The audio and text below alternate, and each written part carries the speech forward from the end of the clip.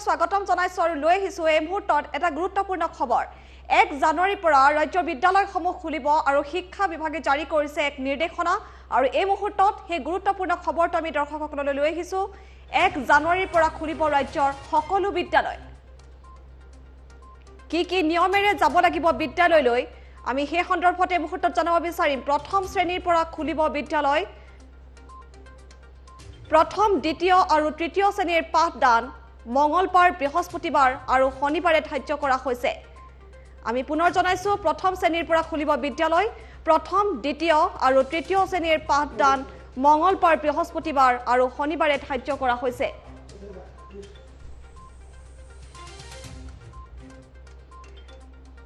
চতুৰ্থ আৰু পঞ্চম শ্ৰেণীৰ পাঠদান সোমবাৰ বুধবাৰ আৰু শুকুৰবাৰে অনুষ্ঠিত হ'ব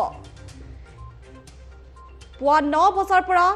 1:45 পাঠদান আৰম্ভ হ'ব মধ্যাহ্ন ভোজনৰ সময়ত মানিব লাগিব কোভিড প্ৰটকল প্ৰধান শিক্ষকসকলে মধ্যাহ্ন ভোজন পাঠদানৰ সময় সুনিশ্চিত কৰিব লাগিব এই মুহূৰ্তৰ সেই গুৰুত্বপূৰ্ণ খবৰ আমি দৰ্শকলৈ দি আছো প্ৰথমৰ পৰা পঞ্চম শ্ৰেণীলৈ বিদ্যালয়ত উপস্থিত থকাটো বাধ্যতামূলক নহয় আৰু ষষ্ঠৰ পৰা দ্বাদশ শ্ৰেণীলৈ হ'ব স্বাভাৱিক পাঠদান সকলো ছাত্ৰ ছাত্ৰীয়ে কোভিড প্ৰটকল মানি বিদ্যালয়লৈ যাব লাগিব আৰু ব্যক্তিগত খণ্ডৰ যিসমূহ বিদ্যালয় আছে তেওঁলোকো এই সমূহ নীতি নিয়ম মানি চলিব লাগিব শিক্ষক কৰ্মচাৰীৰ কোভিড টেষ্ট বাধ্যতামূলক কৰা হৈছে আৰু শিক্ষা বিভাগে এছঅপি জাৰি কৰিছে কিছু মুহূৰ্তৰ পূৰ্বে আমি দৰ্শকক দি আছো এই মুহূৰ্তৰ আটাইতকৈ গুৰুত্বপূৰ্ণ খবৰ 1 জানুৱাৰীৰ পৰা খুলিব ৰাজ্যৰ সকলো বিদ্যালয় কি নিয়মেৰে যাব লাগিব বিদ্যালয়লৈ সেই সন্দৰ্ভত আমি জনাই আছো দৰ্শকসকলক প্ৰথম শ্ৰেণীৰ পৰা খুলিব বিদ্যালয় প্ৰথম দ্বিতীয় তৃতীয় শ্ৰেণীৰ পাঠদান মঙ্গলবাৰ বৃহস্পতিবাৰ আৰু শনিবাৰ ধাৰ্য কৰা হৈছে এদিন চলিব অৰ্থাৎ মঙ্গলবাৰ বৃহস্পতিবাৰ আৰু শনিবাৰে প্ৰথম দ্বিতীয় আৰু তৃতীয় শ্ৰেণীৰ পাঠদান চলিব আনফালে চতুৰ্থ আৰু পঞ্চম শ্ৰেণীৰ পাঠদান সোমবাৰ বুধবাৰ আৰু শুকুৰবাৰে অনুষ্ঠিত হ'ব শিক্ষা বিভাগে জাৰি কৰিছে এখন এছঅপি আমি দৰ্শকক দেখুৱাই আছো আৰু ইতিমধ্যে আমি জনাইছো পুৱা 9 বজাৰ পৰা 1:45 পাঠদান চলিব মধ্যাহ্ন ভোজনৰ সময়ত মানিব লাগিব কোভিড প্ৰটকল ব্যক্তিগত খণ্ডৰ বিদ্যালয়সমূহেও এই সকলো নিয়ম মানি চলিব লাগিব প্ৰধান শিক্ষকসকলে মধ্যাহ্ন ভোজন পাঠদানৰ সময় সুনিশ্চিত কৰিব লাগিব প্ৰথমৰ পৰা পঞ্চম শ্ৰেণীলৈ বিদ্যালয়ত উপস্থিত থকাটো বাধ্যতামূলক নহয় পুনৰ জনাইছো প্ৰথম শ্ৰেণীৰ পৰা পঞ্চম শ্ৰেণীলৈ বিদ্যালয়সমূহত ছাত্ৰ ছাত্ৰী উপস্থিত থকাটো বাধ্যতামূলক নহয় ষষ্ঠ শ্ৰেণীৰ পৰা দ্বাদশ শ্ৰেণীলৈ হ'ব স্বাভাৱিক পাঠদান আৰু সকলো ছাত্ৰ ছাত্ৰীয়ে কোভিড প্ৰটকল মানি বিদ্যালয়লৈ যাব লাগিব শিক্ষক কৰ্মচাৰীৰ কোভিড টেষ্ট বাধ্যতামূলক কৰা হৈছে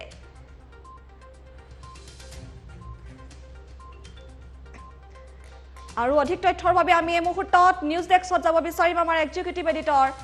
জ্যোতিদীপ বৈশ্য আছে এই মুহূৰ্তত পুনে গৈছো জ্যোতিদীপৰ কাষলৈ জ্যোতিদীপ আপোনাৰ পৰা আমি অধিক বিতংভাৱে জানিব বিচাৰিম জ্যোতিদীপ হয় এই সমগ্ৰ বিষয়টোক লৈ ইতিমধ্যে নতুনকৈ এছঅপি জাৰি কৰা হৈছে আৰু কেইবাটাও কথা উল্লেখ কৰা হৈছে মই পুনে আপোনালোকক যিখন নটিফিকেশ্যন আহিছে যি এছঅপি আহিছে তাৰ আমি আপোনালোকক দেখুৱাব বিচাৰিছোঁ যে 1 জানুৱাৰী 2021 পৰা এইসমূহ নতুন কিছু সিদ্ধান্ত দিয়া হৈছে আমি নতুন সিদ্ধান্তকেইটা আমি আপোনালোকক জনাই দিব বিচাৰিছোঁ classes will be held on every alternate day for all the classes from 1 to 5 অৰ্থাৎ প্ৰথম মানৰ পৰা পঞ্চম মান শ্ৰেণীলৈকে যিসমূহ ক্লাছ হ'ব এদিন দুটা দিনত অল্টাৰনেট কৰি এই ক্লাছসমূহ অনুষ্ঠিত কৰা হ'ব ইতিমধ্যে আপুনি জনাইছে যে চতুৰ্থ আৰু পঞ্চম শ্ৰেণীৰ ক্লাছসমূহ সোমবাৰ মানডে ৱেডনেছডে এণ্ড ফ্ৰাইডে অৰ্থাৎ সোমবাৰ বুধবাৰ আৰু শুকুৰবাৰে হ'ব ঠিক একেদৰে প্ৰথম শ্ৰেণী দ্বিতীয় শ্ৰেণী তৃতীয় শ্ৰেণী এই ক্লাছসমূহ টিউজডে থাৰ্সডে স্যাটাৰডে অৰ্থাৎ মঙ্গলবাৰ বৃহস্পতিবাৰ আৰু শনিবাৰে অনুষ্ঠিত হ'ব তাৰ লগতে সময় দিয়া হৈছে in respect of the all classes from class 1 to 5 classes will start from 9 AM in the morning and will end at 1:45 PM অৰ্থাৎ 9 বজাৰ পৰা আৰম্ভ হ'ব আৰু 1:45 ক্লাছসমূহ শেষ হ'ব তেওঁলোকক মিড ডে মিলৰ বাবে মধ্যাহ্ন ভোজনৰ বাবে ব্ৰেক দিয়া হ'ব 12:15 পৰা 12:45 লৈকে এই সময়খিনি মধ্যাহ্ন ভোজনৰ বাবে দিয়া হ'ব এই মধ্যাহ্ন ভোজনৰ ক্ষেত্ৰত যিসকল হেডমাষ্টাৰ আছে প্ৰধান শিক্ষক আছে তেওঁলোকে লোৱাৰ প্ৰাইমেৰী স্কুলত বিশেষকৈ সুপাৰভাইজ কৰিব লাগিব নিৰীক্ষণ কৰিব লাগিব যে ক্লাছসমূহ সময়মতে হৈছে নে নাই মিড ডে মিল ভালদৰে দিয়া হৈছে নে নাই আৰু এই সমগ্ৰ প্ৰক্ৰিয়াটোত কোভিড প্ৰটকল মনা হৈছে নে নাই জানুৱাৰীৰ 1 তাৰিখৰ পৰা এইসমূহ নীতি নিয়ম আহিছে লগতে কোৱা হৈছে যে residential hostels will not function until further order in respect of the lower primary elementary schools অৰ্থাৎ ৰেসিডেন্সিয়েল হোষ্টেল এতিয়া খুলি দিয়া হোৱা নাই গতিকে হোষ্টেলসমূহ বন্ধ থাকিব যদি এই ক্ষেত্ৰত আছে তেওঁলোকে অৰ্ডাৰ পিছত জনাব in respect of the attendance student of the lower primary schools attendance is not compulsory and will be based purely on paternal consent এই প্ৰথম মানৰ পৰা পঞ্চমলৈ যিসকল ছাত্ৰ ছাত্ৰী আহিব তেওঁলোক বিদ্যালয়লৈ অহাটো বাধ্যতামূলক নহয় অভিভাৱকে যদি অনুমতি দিয়ে তেওঁলোক বিদ্যালয়লৈ আহিব পাৰিব এইখিনি কথা কোৱা হৈছে meeting in schools formal informal will not be allowed in the educational institute premises শিক্ষা অনুষ্ঠানসমূহৰ চৌহদত কোনো ধৰণৰ আনুষ্ঠানিক অনানুষ্ঠানিক সভা অনুষ্ঠিত কৰিব নোৱাৰিব এই কথা স্পষ্ট কৰি দিয়া হৈছে there will be no cultural functions meeting etcetera until further orders কোনো ধৰণৰ অনুষ্ঠান কৰিব নোৱাৰিব তাত কোনো ধৰণৰ সাংস্কৃতিক অনুষ্ঠান কৰিব নোৱাৰিব সেই কথা স্পষ্ট কৰি দিয়া হৈছে এয়া আছিল প্ৰথমৰ পৰা পঞ্চম শ্ৰেণীলৈ অৰ্থাৎ লোৱাৰ প্ৰাইমেৰী বিদ্যালয়সমূহৰ বাবে আপাৰ প্ৰাইমেৰী স্কুলৰ বাবেও দিয়া হৈছে কিছু গাইডলাইন য'ত 6ৰ পৰা 8লৈকে দিয়া হৈছে তাৰ পিছত 9 10 আৰু অৱশেষত 11 12ৰ বাবেও গাইডলাইন কিছু 1 জানুৱাৰীৰ পৰা আহিছে এই ক্ষেত্ৰত যদি আপুনি চাই এই যিটো নতুন গাইডলাইন আহিছে ইয়াত কোৱা হৈছে যে in respect of the In respect of the upper primary school, the secondary school, senior secondary schools, the school will function in a normal manner that is from 1/1/2021. অৰ্থাৎ ডেইলি বেসিস প্ৰতিদিনাই এতিয়া ষষ্ঠ শ্ৰেণীৰ পৰা দ্বাদশ শ্ৰেণীলৈ প্ৰতিদিনাই বিদ্যালয়সমূহ খুলিব অৰ্থাৎ অল্টাৰনেট ডে বুলি কোনো কথা নাই এই কথা স্পষ্ট কৰি দিছে 1 জানুৱাৰীৰ পৰা চলিব অৱশ্যে কোভিড প্ৰটকল সকলোকে মানি ৰখাৰ বাবে আহ্বান কৰা হৈছে the residential hostel will not function except for final year students হোষ্টেলসমূহ বন্ধ থাকিব কিন্তু যিসকলে চূড়ান্ত বৰ্ষৰ পৰীক্ষাত অৱতীৰ্ণ হ'ব তেওঁলোকৰ বাবে কিন্তু হোষ্টেল খোলা থাকিব সেই কথা স্পষ্ট কৰি দিয়া হৈছে in respect of the attendance of the students of the upper primary school that is from 6 to 8 and secondary school that is from 8 to 10 and senior secondary school 11 12 the same is not compulsory and will be based on paternal consent অৰ্থাৎ এটেন্ডেন্সৰ কথাটো কোৱা হৈছে যে তেওঁলোকে অভিভাৱকৰ অনুমতি লৈহে বিদ্যালয়লৈ বা কলেজলৈ আহিব পাৰিব in addition to the formal classes online classes will also continue online class যদি নেসেসাৰি কৰি থকাৰ বাবে কোৱা হৈছে there will be no cultural function and meeting এই কথা স্পষ্ট কৰি দিয়া হৈছে ঠিক একেদৰে degree college engineering college polytechnic teacher training university তাৰ বাবেও নতুন গাইডলাইন আহিছে 1 জানুৱাৰীৰ পৰা তাত কি কোৱা হৈছে in respect of the degree college engineering college polytechnics teacher training college university the same shall function normal on day-to-day basis as per academic calendar that is 1/1/21 guideline issued by UGC. However, the head of the institution will ensure the safety of the COVID-19 protocol. অৰ্থাৎ UGCৰ যিসমূহ guideline সেই guideline মতে 1 জানুৱাৰীৰ পৰা college ইউনিভাৰ্চিটিৰ এই প্ৰক্ৰিয়াটো চলি থাকিব তেওঁলোকৰ পাঠদানৰ প্ৰক্ৰিয়াটো চলি থাকিব COVID-19ৰ প্ৰটকল মানি চলিবলৈ কোৱা হৈছে ৰেসিডেন্সিয়েল হোষ্টেল কেৱল ফাইনেল ইয়াৰৰ বাবেহে খোলা থাকিব আন ছাত্ৰ ছাত্ৰীৰ বাবে হোষ্টেল এতিয়া খুলি দিয়াৰ সিদ্ধান্ত লোৱা নাই তাৰ লগতে কোৱা হৈছে in respect of the attending the degree and colleges in engineering colleges universities attendance of the students are not compulsory yato attendance compulsory kora nai etu kotha degree babe attendance compulsory kora hua nai covid or babe online class or kotha koa hoise ei homu notun guideline aha hoise aru tar logote general kisu guideline dia hoise general ki guideline dia hoise attendance of the students must not be enforced and shall be purely based on paternal consent orthat ছাত্ৰ ছাত্ৰী সকলৰ উপস্থিতি বাধ্যতামূলক নহয় ইয়াত এনফোৰ্স কৰিব নোৱাৰিব আৰু তেওঁলোকে নিজৰ ইচ্ছা অনুসৰি পিতৃ মাতৃৰ পৰামৰ্শ বা অনুমতি লৈহে বিদ্যালয় বা আহিব পাৰিব ষ্টুডেন্টস দ্য এজ অফ বিলো 5 years cannot attend the school 5 বছৰৰ তলৰ শিশুৱে বিদ্যালয়লৈ যাব নোৱাৰিব এই কথা স্পষ্ট কৰি দিয়া হৈছে তৃতীয়টো জেনাৰেল গাইডলাইন দিয়া হৈছে the head of the institution the president of the school shall ensure that cook cum helpers are to do COVID test before resuming regular cooking and serving of hot cooked midday meal in the schools. Regular COVID test for cook cum helpers is required to be ensured and has to be done after a gap of every 30 days or in case of any symptoms of fever, cough, difficulty in breathing, etc. It was a গুৰুত্বপূৰ্ণ কথা কোৱা হৈছে যি সকলে মধ্যাহ্ন ভোজন প্ৰস্তুত কৰিব তেওঁলোকৰ লগত যিগৰাকী সহায়ক থাকিব তেওঁলোকে কোভিড টেষ্ট কৰিব লাগিব কোভিড টেষ্ট কৰাটো তেওঁলোকৰ বাবে বাধ্যতামূলক 30 দিনৰ মূৰে মূৰে কোভিড টেষ্ট তেওঁলোকে কৰাটো বাধ্যতামূলক আৰু যদিহে তেওঁলোকৰ কোনো ধৰণৰ সিম্পটমছ আছে তেওঁলোক জ্বৰত আক্ৰান্ত হৈছে উশাহ লোৱাত তেওঁলোকে অসুবিধা পাইছে তেতিয়াও কিন্তু তেওঁলোকে কোভিড টেষ্ট কৰাটো বাধ্যতামূলক এই সকল মধ্যাহ্ন ভোজন প্ৰস্তুত কৰা ৰান্ধনী আৰু তেওঁৰ সহায়কৰ বাবে কোৱা হৈছে all concerned stakeholder functionaries are to take necessary steps for resuming regular cooking and serving of hot cooked midday meal to the children in the school campus based on the attendance of the students as per staggered timing mentioning in the SOP. However, shall distribute food security allowance to the eligible absentee children. গতিকে mid day meal যেতিয়া distribute কৰা হ'ব বিতৰণ কৰা হ'ব তেতিয়াও এই প্ৰসংগটো চাবলৈ দিয়া হৈছে যে কোভিড প্ৰটকল বনা হৈছে তেওঁলোকে ক'ত থাকে এই কথাখিনি চাবলগীয়া হৈছে চাবলৈ দিয়া হ'ব সকলোখিনি তেওঁলোকক যাতে ভাগ ভাগ কৰি ছাত্ৰ ছাত্ৰীসকলক ভাগে ভাগে যাতে মিড ডে মিলটো দিয়া হয় অতি সুন্দৰভাৱে তাৰ ওপৰতো ব্যৱস্থা স্কুল চেনিটাইজ কৰিব লাগিব the schools education shall have to be sanitise on every weekend অৰ্থাৎ প্ৰতি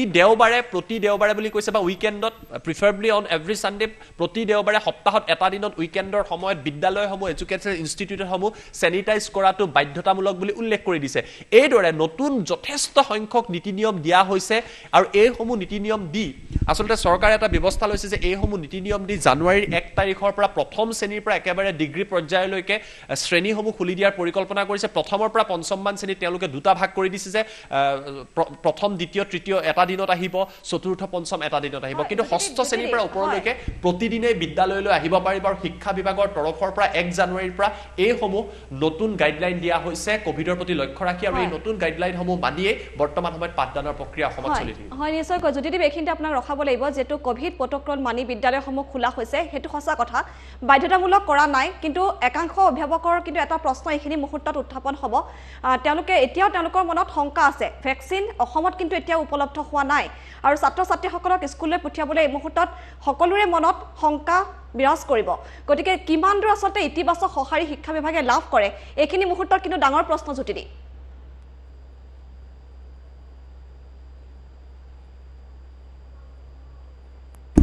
এই যেটো প্ৰশ্ন আপুনি উত্থাপন কৰিছে এটা গুৰুত্বপূৰ্ণ বিষয় এই প্ৰশ্নখিনি অভিভাৱকৰ মনত আছে স্বাস্থ্য বিভাগৰ মনত আছে শিক্ষা বিভাগৰ মনত আছে আৰু চৰকাৰৰ মনতো আছে যে ছাত্ৰ ছাত্ৰীসকলক আমি বিদ্যালয়লৈ পঠিয়াম জানুৱাৰী 1 তাৰিখৰ পৰা ইয়া কিমান গ্ৰহণযোগ্য হ'ব কোভিডৰ পৰা ভ্যাকচিন যেহেতু নাই সেইবাবে এই এছঅপিখনৰ প্ৰতিটো পইণ্টত এটা কথা স্পষ্টভাৱে উল্লেখ কৰিছে যে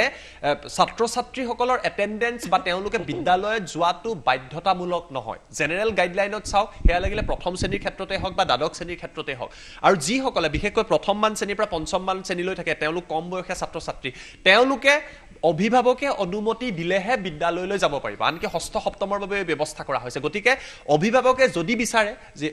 আমি এটা কথা চাব লাগিব যে এটা দীঘলীয়া শিক্ষাবৰ্ষ ইতিমধ্যে প্ৰায় নষ্ট হৈ গৈছে কোভিডৰ বাবে বিদ্যালয় বন্ধ কলেজ বন্ধ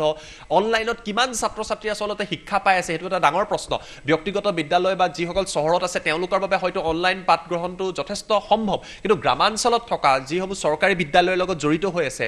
তেওঁলোকৰ বাবে অনলাইন ব্যৱস্থাটো কিমান বৰ্তমান সময়ত ফলপ্ৰসূ হৈছে এই প্ৰশ্নখিনিও আছে সেইবাবে চৰকাৰে হয়তো ভাবিছে যে কোভিড কিছু পৰিমাণে কমিছে গতিকে জানুৱাৰী 1 তাৰিখৰ পৰা এক্সপেৰিমেন্ট লৈছে কিন্তু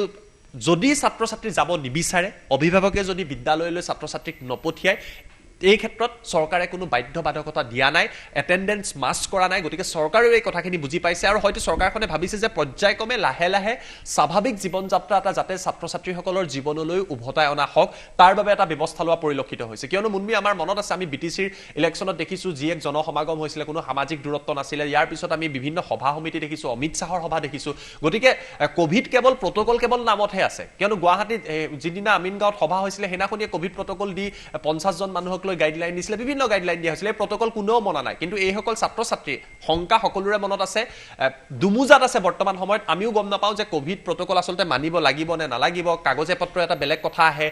পৰিবেশ পৰিস্থিতি যদি আপুনি সামাজিক ক্ষেত্ৰত চাই ৰাজনৈতিক সভাত চাই অন্যান্য সভাত কিছু পৃথক দেখিবলৈ পোৱা যায় সেইবাবে অভিভাৱকৰ মনত প্ৰশ্ন থাকিব চৰকাৰে কৈছে যদি আপোনালোকে বিচাৰে তেতিয়া বিদ্যালয়লৈ পঠিয়াওক এটেন্ডেন্স বাধ্যতামূলক নহয় কিন্তু 1 জানুৱাৰীৰ পৰা এই প্ৰক্ৰিয়াটো চ্যালেঞ্জিং হ'ব যথেষ্ট প্ৰত্যাহ্বানো থাকিব কৰোনাৰ নতুন ষ্ট্ৰেইন পোৱা গৈছে 6গৰাকীকৈ ভাৰতৰ এতিয়া নতুনকৈ ব্যক্তি ইউনাইটেড কিংডম ব্ৰিটেইনৰ পৰা অহা কৰোনাৰ নতুন ষ্ট্ৰেইনতো আক্ৰান্ত হৈছে যি 70% দ্ৰুতগতিত বিয়পাব বুলি বিজ্ঞানীসকলে কৈছে গতিকে এনেকুৱা প্ৰত্যাহ্বানৰ মাজত আমাৰ স্বাভাৱিক জীৱন কিদৰে চলাই যাব শিক্ষা ব্যৱস্থা কিদৰে চলাই যাব এইখিনিৰ ওপৰত চৰকাৰখনেও নজৰ ৰাখিছে আৰু অভিভাৱক তথা ছাত্ৰ ছাত্ৰীসকলেও নজৰ ৰখা পৰিলক্ষিত হ'ব হয় জ্যোতিদীপ এই মুহূৰ্তত আপোনাক ধন্যবাদ জ্ঞাপন কৰিছোঁ অধিক তথ্য দিয়াৰ বাবে আৰু ইতিমধ্যে আমি দৰ্শকসকলক জনাইছোঁ এই গুৰুত্বপূৰ্ণ খবৰ 1 জানুৱাৰীৰ পৰা খুলিব ৰাজ্যৰ সকলো বিদ্যালয় প্ৰথম শ্ৰেণীৰ পৰা খুলিব বিদ্যালয়সমূহ প্ৰথম দ্বিতীয় আৰু তৃতীয় শ্ৰেণীৰ পাঠদান মঙলবাৰ বৃহস্পতিবাৰ আৰু শনিবাৰ ধাৰ্য কৰা হৈছে এদিন এৰি এদিন আচলতে এই পাঠদান আৰম্ভ হ'ব শিক্ষা বিভাগে ইতিমধ্যে এছঅপি জাৰি কৰিছে আৰু চতুৰ্থ আৰু পঞ্চম শ্ৰেণীৰ পাঠদান সোমবাৰ বুধবাৰ আৰু শুকুৰবাৰে অনুষ্ঠিত হ'ব পুৱা 9 বজাৰ পৰা 1:45 এই পাঠদান চলিব